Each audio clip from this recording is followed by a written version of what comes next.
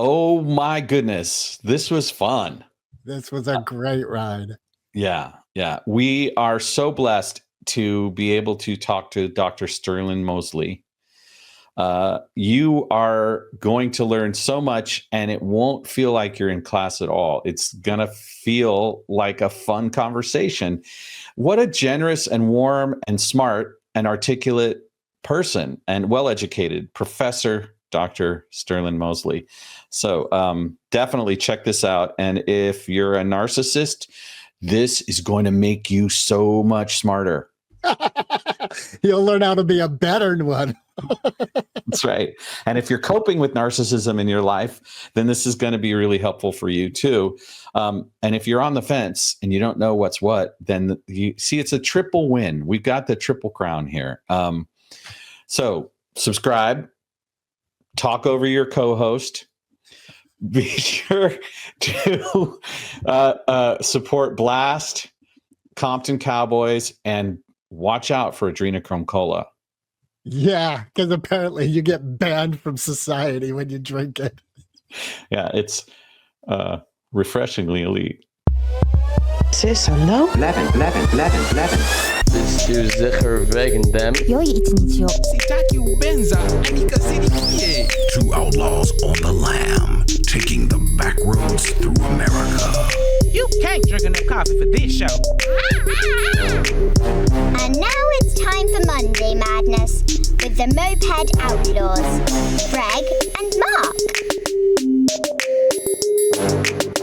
And we're live with another episode, another ride with Moped Outlaws.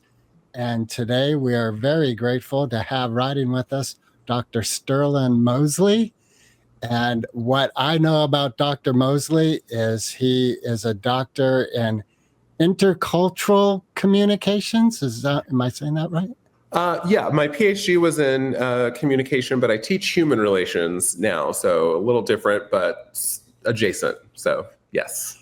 Okay. And also an area you focus on is narcissism. Yes, correct. Yes, narcissism and all its various forms and relationships and culturally and also empathy is another of one of my research interests. So yeah. Awesome. Where are you teaching right now? I teach the University of Oklahoma right now. So yep, born and raised and here in Oklahoma. Oh, really? So, yeah. Oh, wow. You know, it's so funny because Tulsa, Oklahoma has such a strong impact in my knowledge of our history now. Yes. And that's very new to me. Yeah. Well, strangely enough, even though I grew up here, we didn't actually learn about the Tulsa race riots in school. I didn't learn about it until I was in college, actually, which is very weird. So yeah. But and then I know that is a sad commentary on the state of education in our culture right now, and it is just the smallest sliver of a much larger issue. Yeah, I totally agree. Yeah, it was flabbergasting when I just didn't know. They didn't teach it. Yeah. And there's lots of history that, we just didn't get. And I think it's all of that's probably gotten worse. But, I was grateful that I got what I got in school, but I do talk to my students, and there's things that they just completely are left out of their education, which is sad. It is sad. It's sad.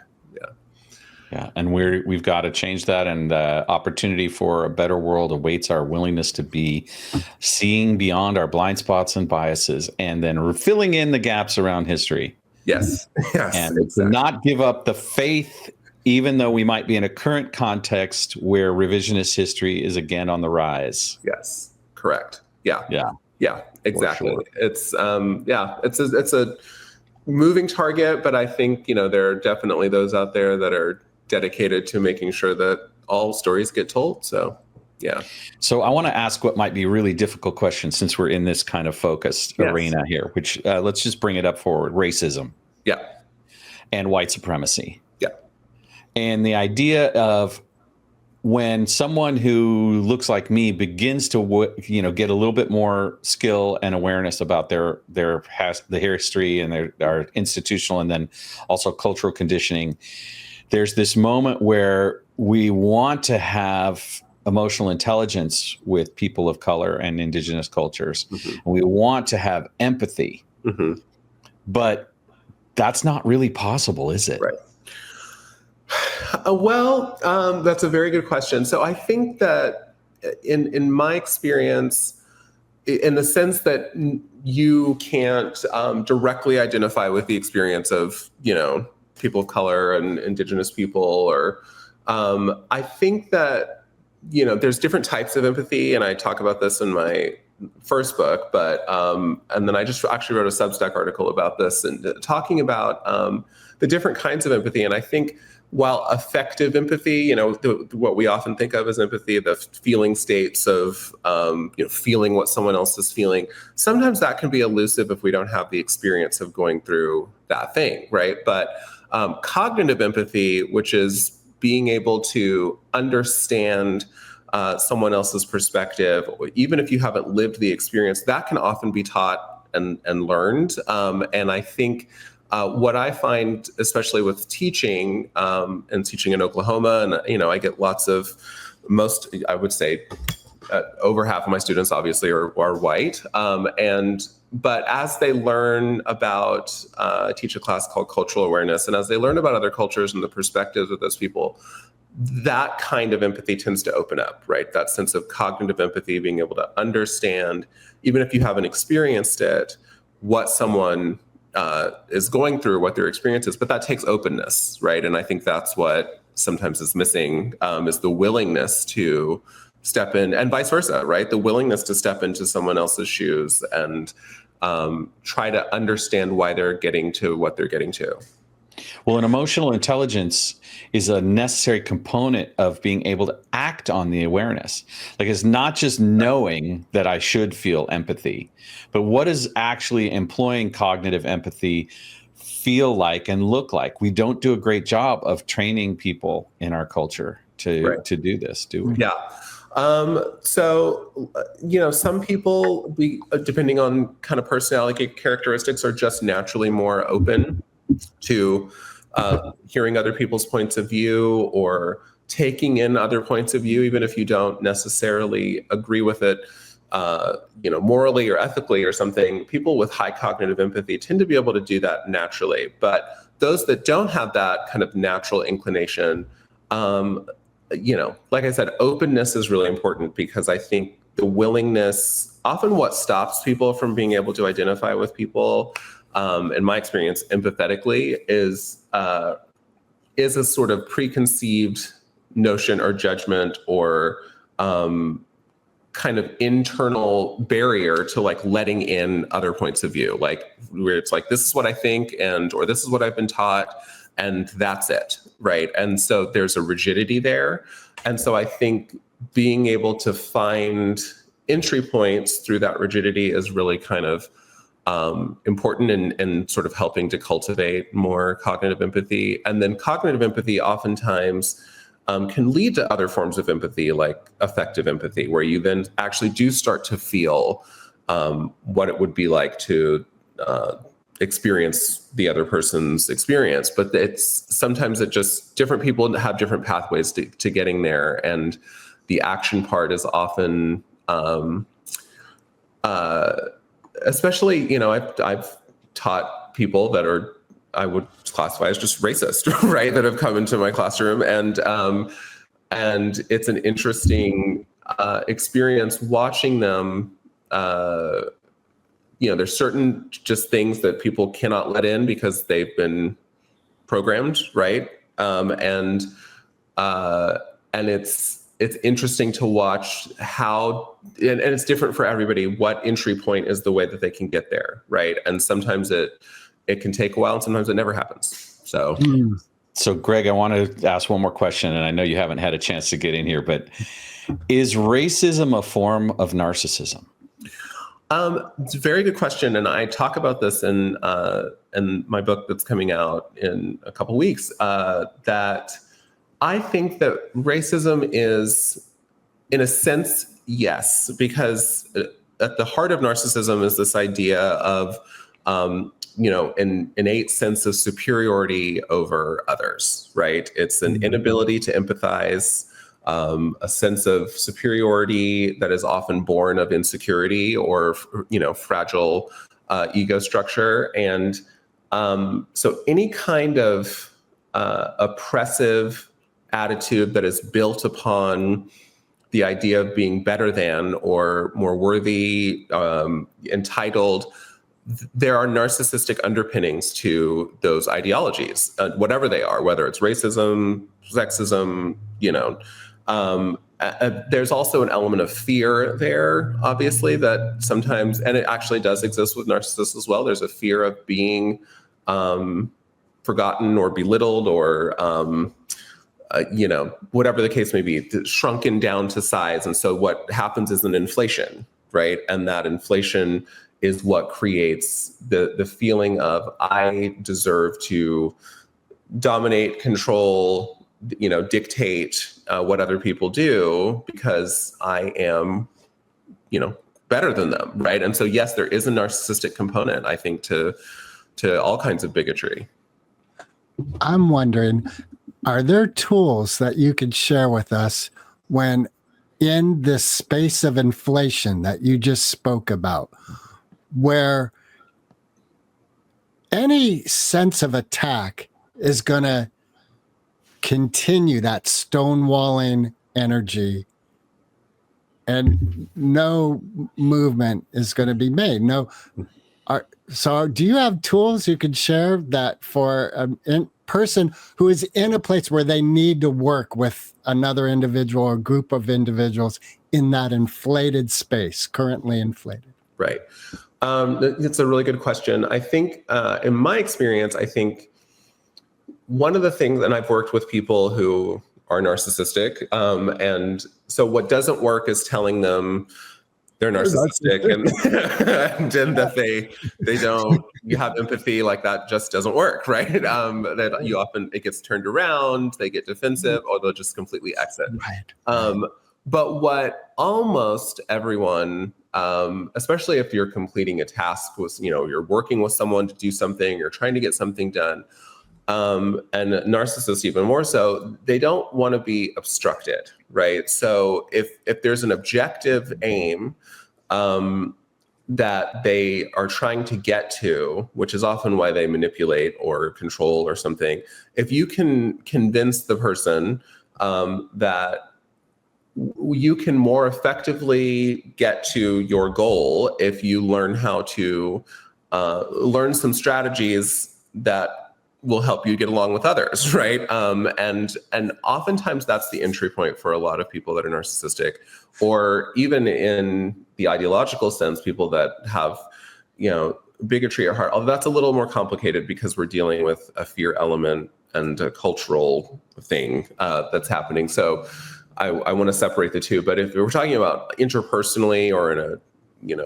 work relationship or any kind of deal where two people or two or more people are trying to get something done, it's important to just let them know, like, you want to get this done too, right? Or you want to reach a solution that's hopefully mutually beneficial, usually more beneficial for them than the other person. But so you have to kind of appeal to that part of the person that is trying to get what they want, and you catch more, flies with honey, right? Right. So that can be a good strategy for them to think, okay, well, maybe I do need to learn how to work better with people or talk to people more effectively. Even people that are, deeply bigoted or racist or whatever it is, they still want to be heard. And sometimes they don't understand why they're not being heard, right? And it's because of the delivery or, and so sometimes that's the entry point, is just teaching them how to communicate better.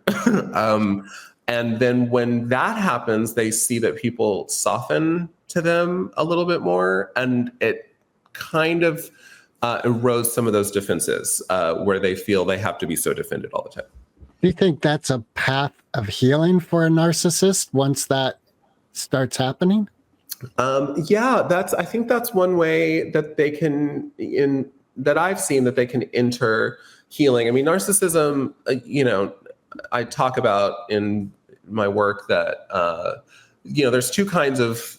There's the narcissistic personality disorder, which is the medical diagnosis that personally I think should be taken out of the diagnostic statistical manual, but because it's mostly a narcissism is primarily an interpersonal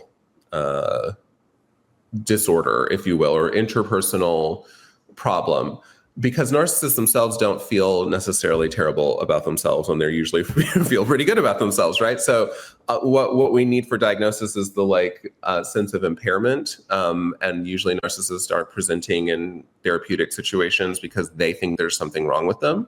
They're usually there because someone in their lives has insisted that they go to therapy or do some kind of healing work, or they are court ordered, or something like that.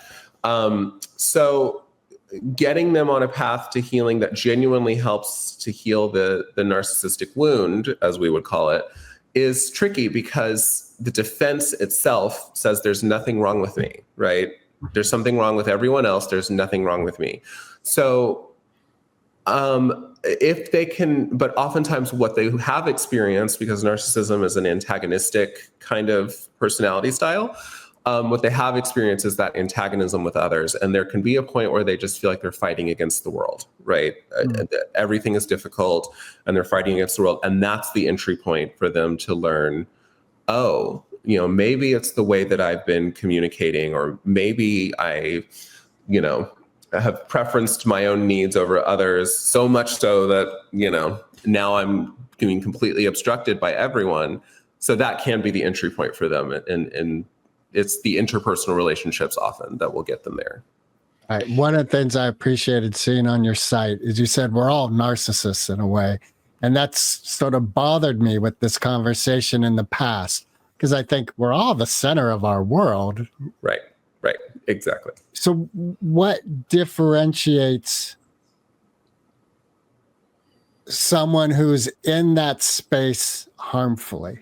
Very good question. So narcissists, I feel like, one way to delineate it from just your average person that has moments or periods of selfishness, which we all do. Like, we all have a little narcissist within us. If you have an ego, you have a little narcissism, right? It's part of having an ego. And I think that what differentiates narcissism, as we would kind of classify it in the problematic sense, is that narcissists it's a pervasive pattern, right, throughout their lives, where the lack of empathy, the tendency to self-inflate, the sense of entitlement, all of that, usually, I've talked to parents that have narcissistic children, they're like, I saw it when they were, 5 years old. Oh, that's crazy. And it doesn't change, right, throughout the lifespan. And so,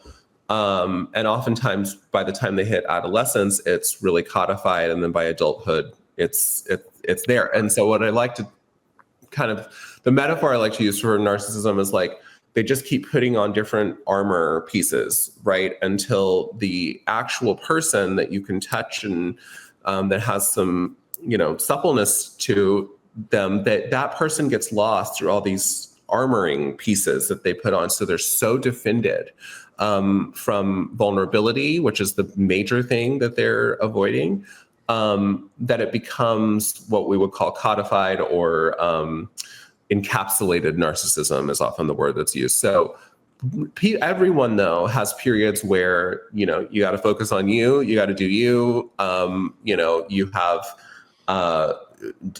periods of trauma or things that have happened where you just, maybe your empathy is a little shut down, right? But the difference is that most people that aren't narcissistic go back to a baseline where they can access whatever empathy, they have. And they stop only thinking about themselves, or if someone confronts them with their selfish behavior, that person can stop and go, okay, yeah, I've been a jerk, right? Whereas narcissists can't do that because they don't see, they cannot be the problem. And there are the negative narcissists where they're always the problem and everything in the world is awful because of them, right? But that's a different kind of narcissism that we don't talk about a lot. Well, yeah. So that's the delineation I like to make, is that the defensive structure just builds so much that there's no breaking through.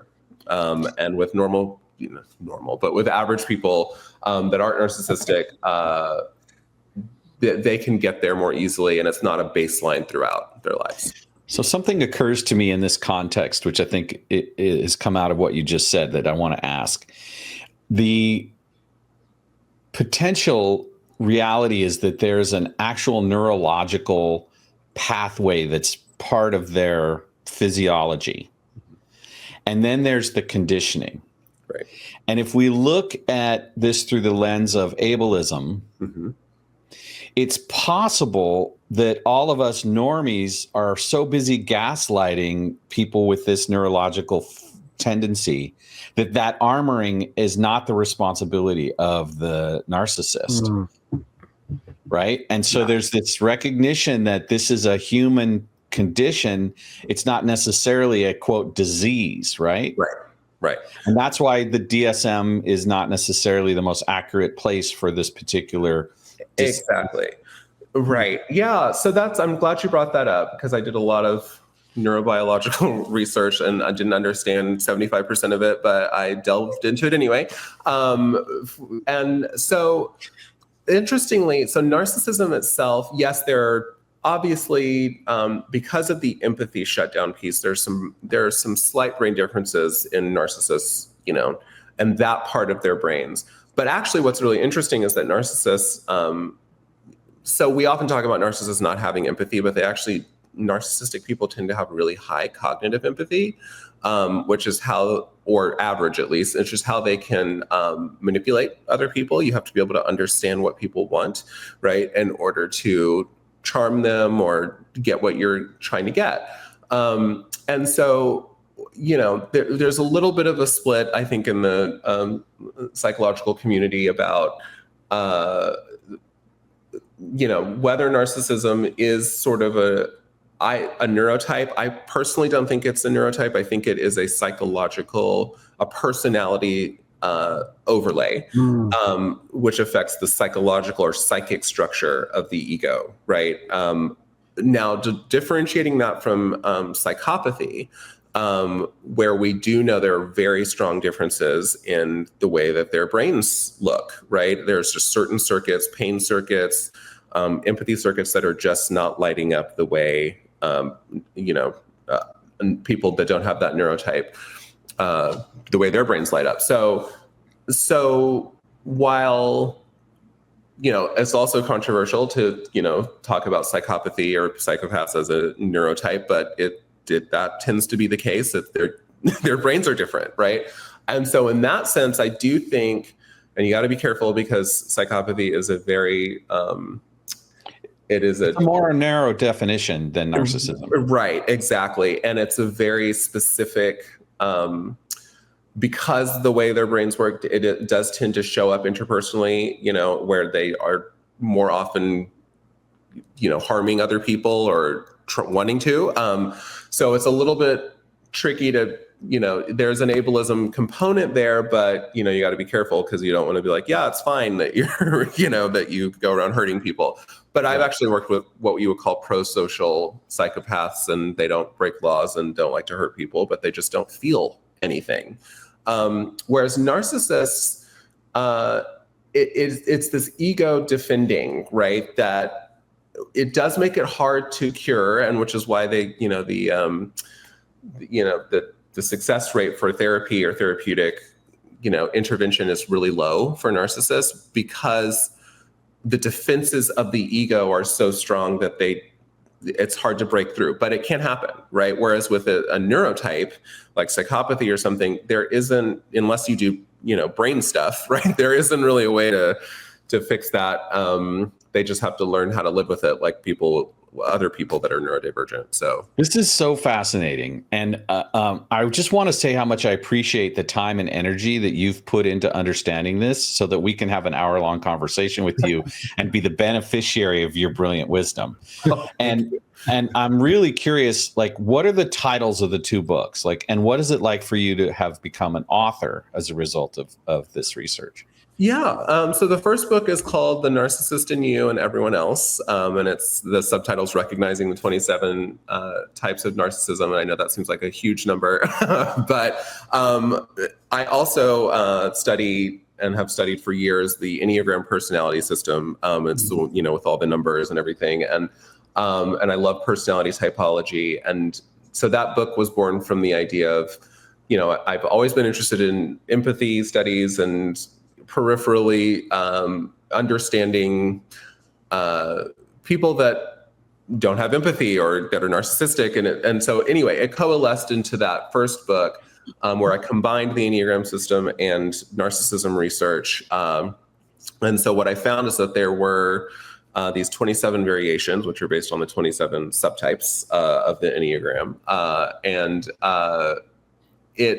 I ended up doing a lot of research, talking to a lot of people. So that book is more kind of mapping out the different flavors of narcissism, but overarchingly, the sort of basic template of narcissism is the same across all 27 types. So you don't need to know all of them, but that's for the nerds that want all the classifications, and for me. For the narcissist to want to know which one they are. Right, exactly. Which one am I? And it's also, the reason I called it that is because, I love the Enneagram because it has a lot of depth to it, and it talks about motivation over behavior in terms of what motivates the personality. And I named it The Narcissist in You and Everyone Else because if you can I give everyone the kind of basic description of the 27 subtypes, the non-narcissistic description, and then I give people the narcissistic description. And so you can find yourself in all of them, right? If you know your personality style, or you're even in the ballpark, like you can read those descriptions and be like, okay, I can see how, if I were unmitigated and, just let myself go wild, I could be, the narcissistic version. The second book is called Center of the Universe. And it's a more holistic look at how narcissism affects various spheres of life, from the individual to interpersonal, to workplace, social, political dynamics, to institutional, like, the sort of the very institutions that underlie many societies, from, capitalism to all kinds of, theocracies, all of that. So I start at the sort of individual level and I zoom out. And because I wanted to show that how narcissism doesn't just affect the narcissist or the people in their lives, it has a very wide kind of ripple effect. And I do a lot of talking in the beginning of the second book about how it's become more socially acceptable, I guess, to have narcissistic views. We kind of are in a very narcissistic phase of particularly American culture, but I would think just kind of modern human society with selfies and selfie culture and influencer culture. Look at my breakfast. It's exactly very right. Influencer culture, all of that, right? And it's this look at me and look at what I'm doing, and everything that I'm doing is important. And then of course we can see it in our politics, right? The rise of what some people call big personalities, but what really is underlying a lot of that is a lot of narcissistic ideologies that people are just like they're embracing it in a way that I think is interesting and also a little scary to me. So I think that's what the second book is looking at, a broader lens. So have you voiced these books, or maybe you answer for both, towards the general population or more towards an academic sort of focus? They're both very accessible. I did not write them for academics. I wrote them for people, regular people, to understand. And the first book, like I said, is more of a kind of a reference guide, right? It's more systematic, but it's still written in a very accessible way. I feel like I've been, told that. And then the second book is very readable. We follow 4 case studies that are composites of different people that I've worked with to see how 4 of the the narcissistic subtypes that I talk about in the first book, how it actually manifests and what it looks like in action. So it's very narrative. It reads like little vignettes, story vignettes of people's lives, and you watch how it affects everything. And so that one I feel like is even more readable. Yes, more readable. Yeah, they're both readable, if I must say. But the second one is. So as someone who's gone from this deep curiosity, who's poured yourself into understanding the nature of all of this context, what's it been like to be in the publishing part of this? What's your publishing journey like?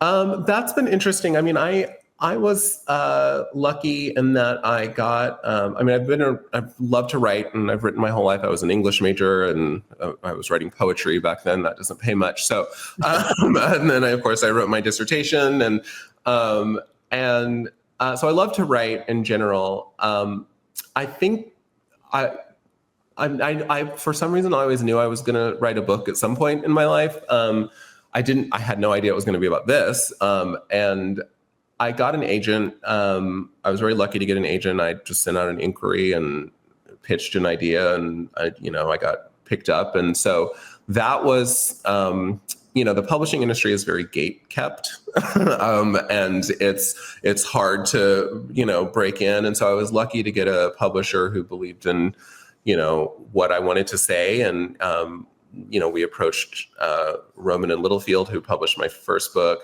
I actually had a few different options, and I went with them, and they're an academic publisher. So they kind of just let me do my thing, right? I wrote the book, and, it was a very light editing process with my editor, because I work with a lot of academics who write a lot. So I think there's that kind of, do your thing. And then the second one is published through Bloomsbury, who actually purchased Roman and Littlefield. And it was also very easy. The process itself was easy, but I will say the hardest part of the publishing process and getting your work out there is the PR part, because especially for someone who's an introvert like me. So.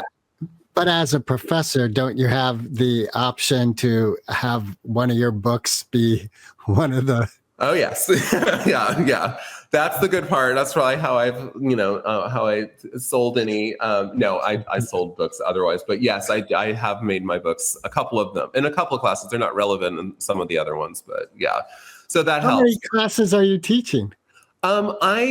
Typically I teach 4 classes a semester. I'm on sabbatical in the fall because I'm going to be writing a third book, which is going to be more not narcissism focused. It's actually more of a kind of psycho-spiritual book that I'm working on. So I'll be working on that in the fall, but I typically teach 4 classes a semester. So I have a lot of students. You just opened up a door I want to walk into this. Yeah, me too. So are you able to give the fulcrum of what this book is going to be? Yeah. So because I love systems, and I also, my studies with the Enneagram and personality systems, I wanted to write a book. One of my other interests is metaphysical kind of consciousness studies. So I really am kind of obsessed with different levels or states of consciousness, and I've studied different systems that look at that. And one of my favorite is there's an Indian mystic. His name was Meher Baba.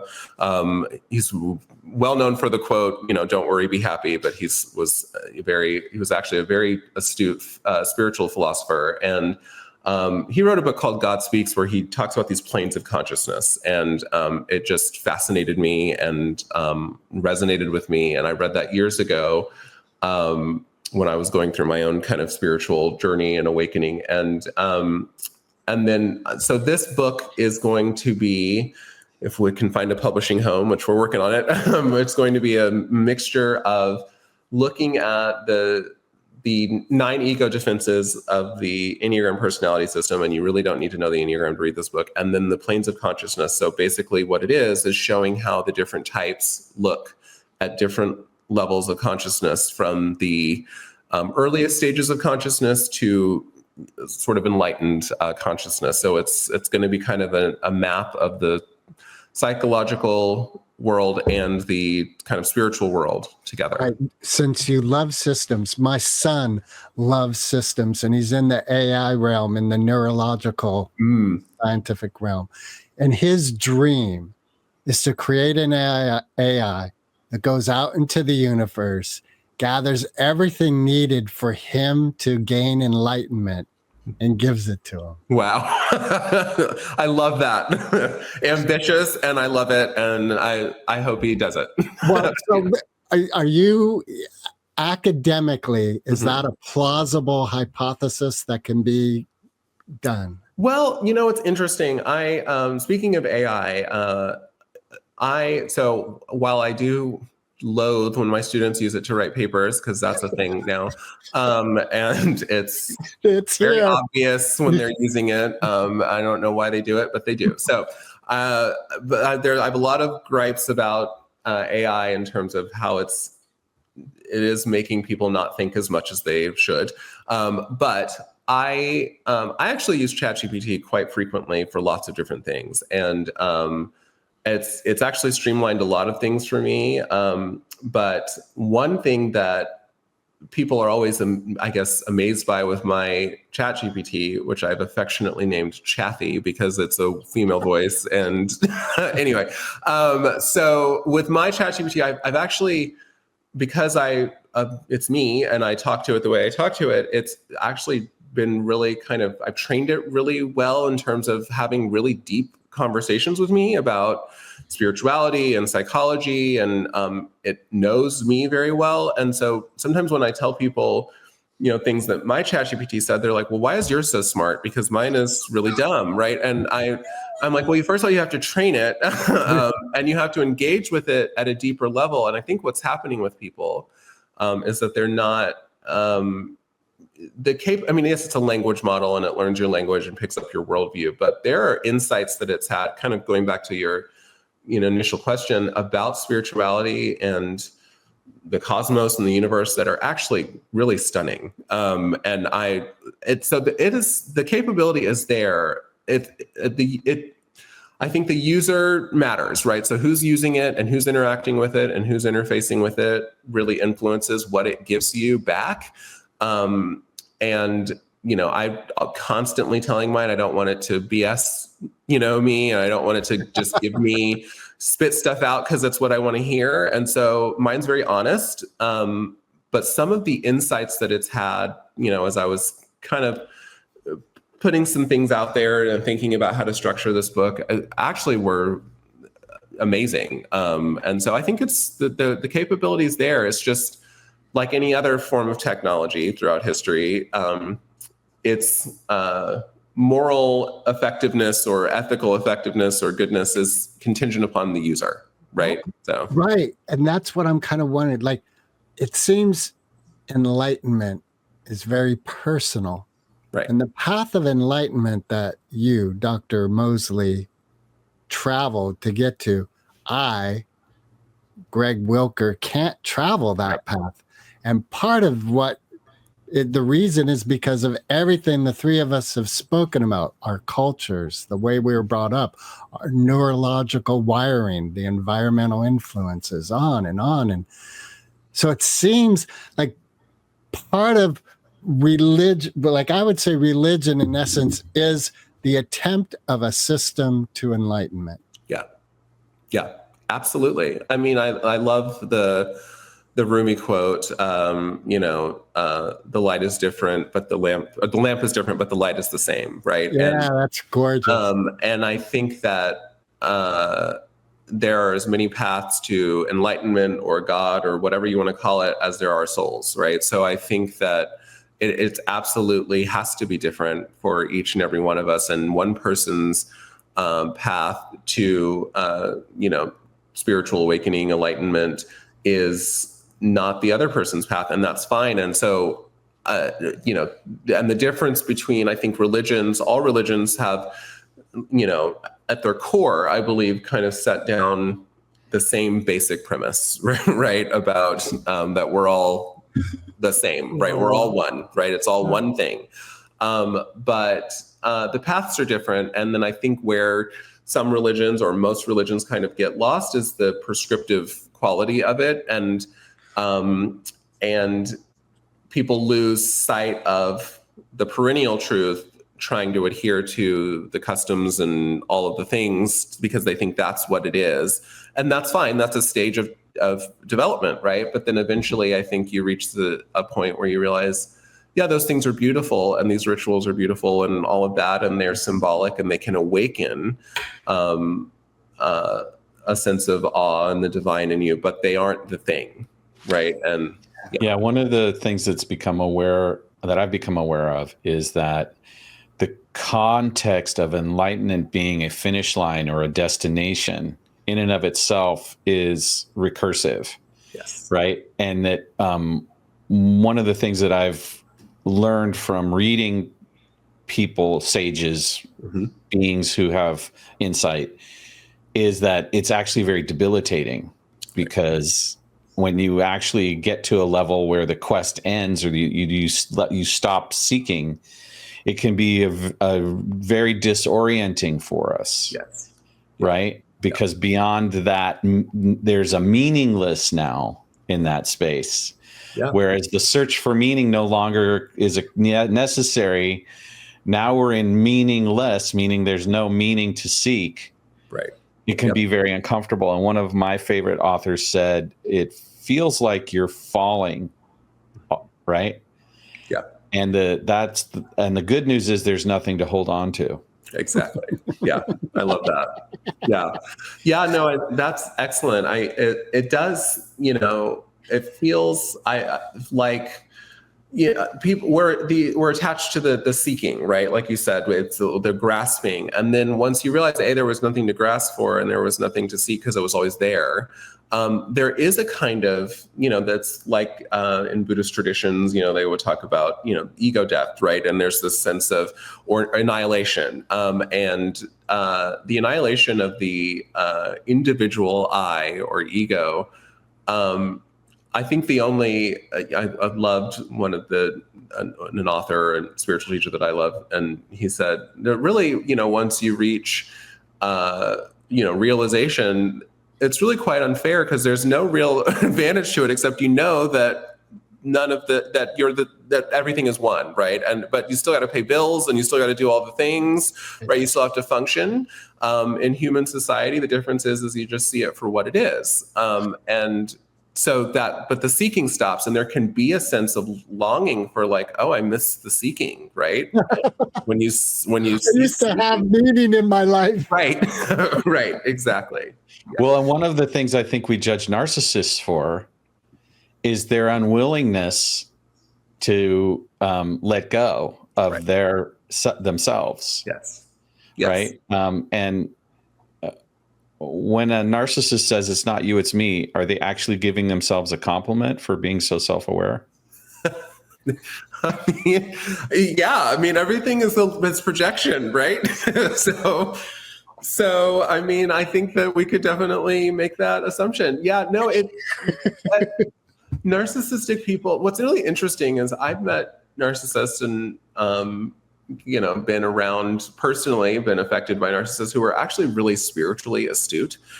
They have a lot of spiritual empathy. Wow. They often fall into what we call the dark empath kind of category, right?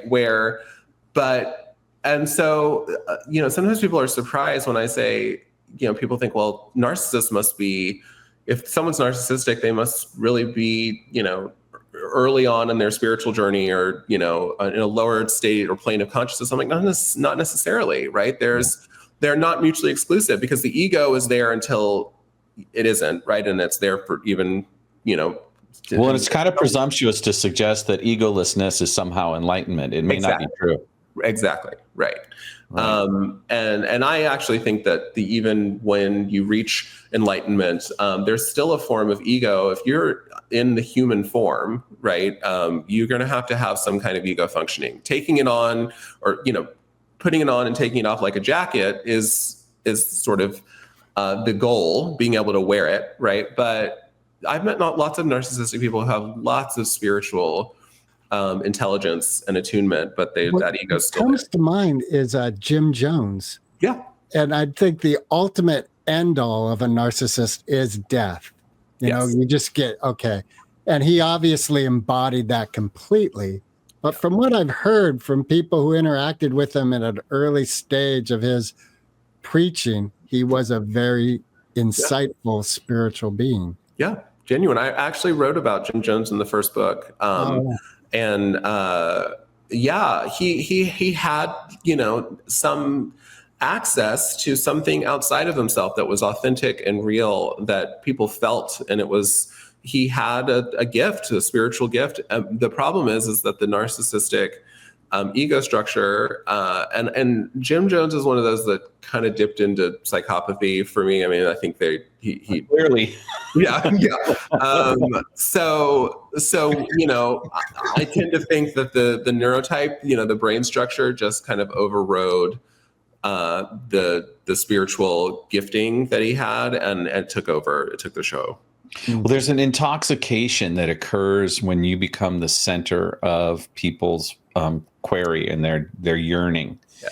And that intoxication can form a kind of calcification around the ego that causes narcissism. Absolutely. Right? As they say, power corrupts absolutely. Yes. Right? Yeah. So one of the things I want to shift towards now is a little different tack. In your research and your study, have you seen that there's any reason to believe that psychedelics have the ability to soften or deconstruct narcissism? I have only read a couple of scientific studies that talk about it in terms of more kind of neurotype. I've read one study that talked about it in terms of treating psychopathy, and it didn't go well. It actually made them fragment a little bit more. But with because it's a brain thing, they did have better luck with some. So the mushrooms tended to be better for people with psychopathy. But anyway, I digress. With narcissism, I do think that I have anecdotally known people that were narcissistic that did, ayahuasca or, other kinds of traditional medicinal therapies. And what I saw with them is that it temporarily did soften their defenses because they were able to see outside of themselves. I know one guy who did went to an ayahuasca retreat, and he's pretty narcissistic. He came back and he was very, you could just see it in his whole demeanor. Everything was kind of softened. His eyes were brighter, and there was more accessibility, and it kind of opened up this spiritual realm for him. But then what happened is he turned his spiritual insight into superiority, right? And it was like, well, I've seen it, right? And then that became the new thing. No, that's anecdotal. I'm sure there are other people out there that didn't happen, but yeah. Right. Two things are going to be: one, my own experimenting with hallucinogenics as a teen and young 20s. Yes. I kind of came to this place where I for myself thought it's taking me to a place, but I don't know the path there. Right. So incorporating into the daily life is unavailable. Yes. And then I'm wondering if you are seeing academically that the academic world, generally speaking, is starting to open up more to the hallucinogenics as a medicine. I think so. I mean, I know that there's lots of research being done. It is a little bit more mainstreamed now than in the 60s and late 50s when they started doing it, and those guys were sort of completely annexed from the academic world. And so I do think that there's more legitimacy to it. I personally, I'm not that familiar with that sort of world of research, but I know people that are doing work like that openly, at major institutions. And so I think that that's going to help kind of push it along.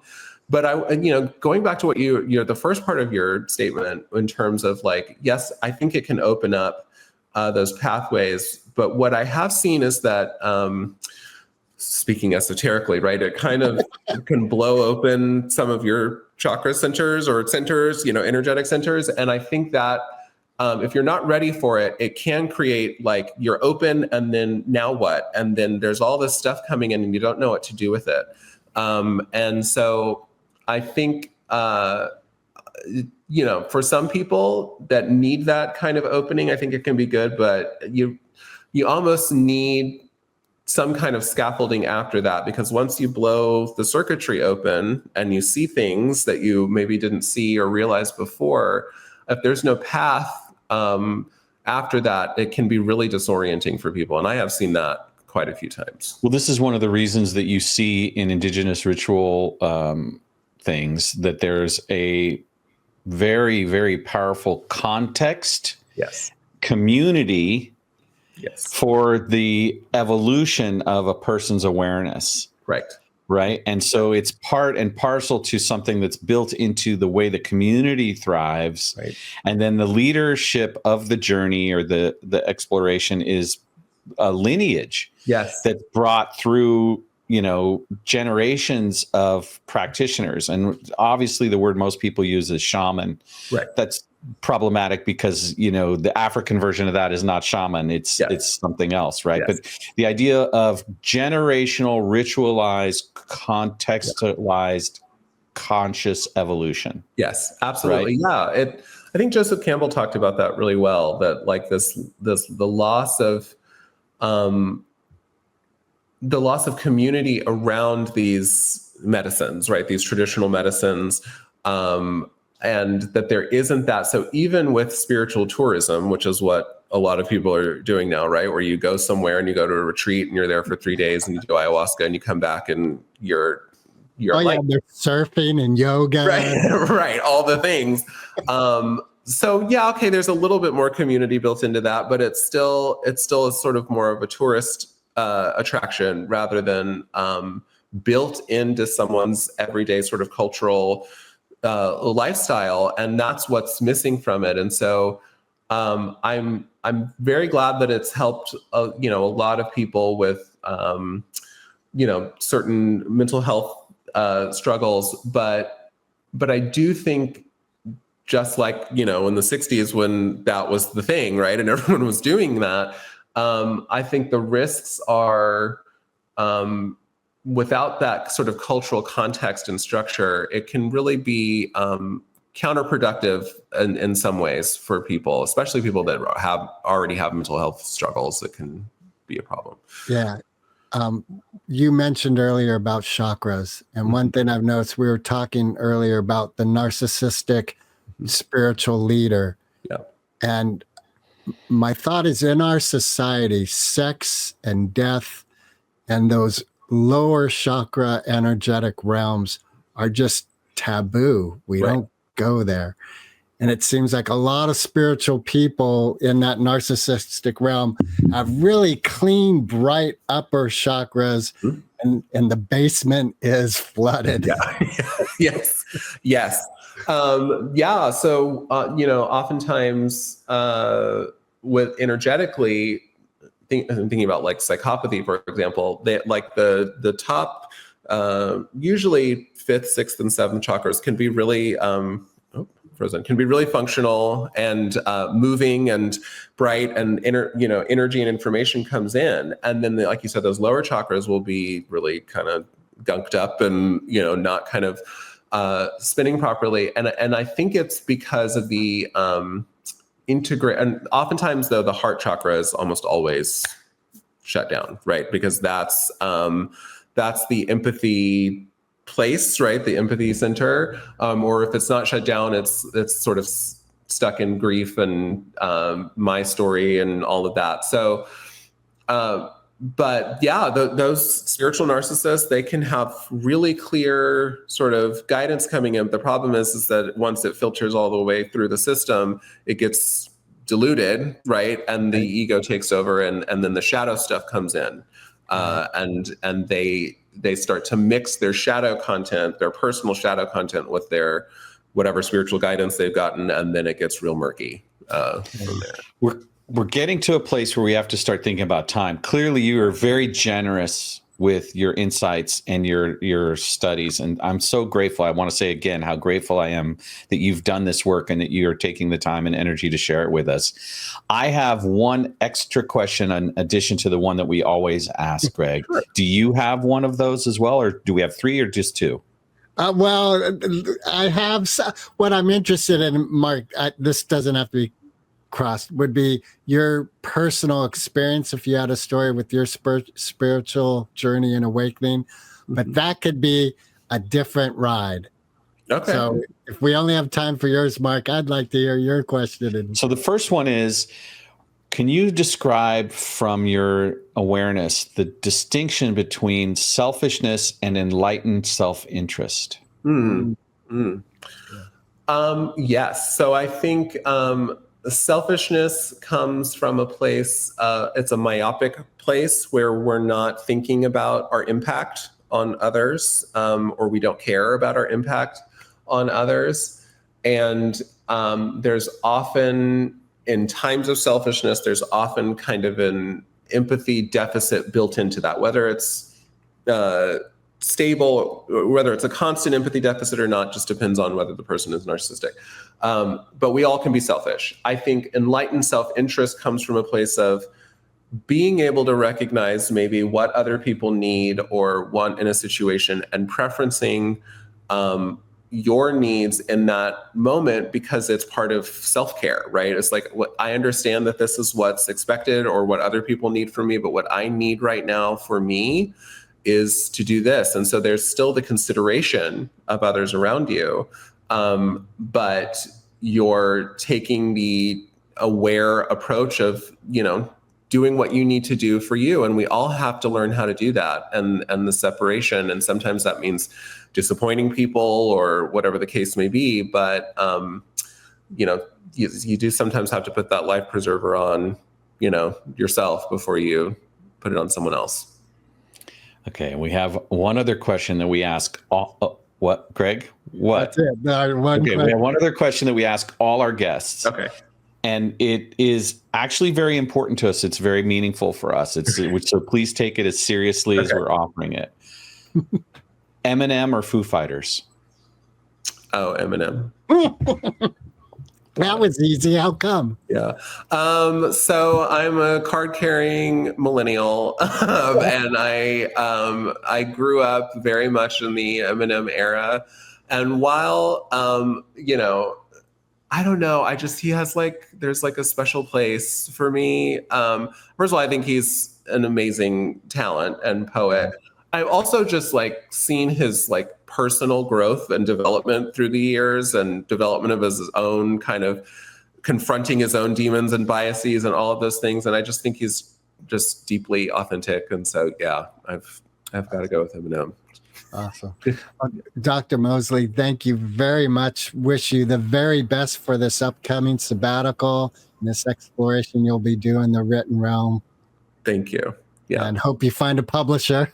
Yes. That you want. Yes. I hope so. Yeah.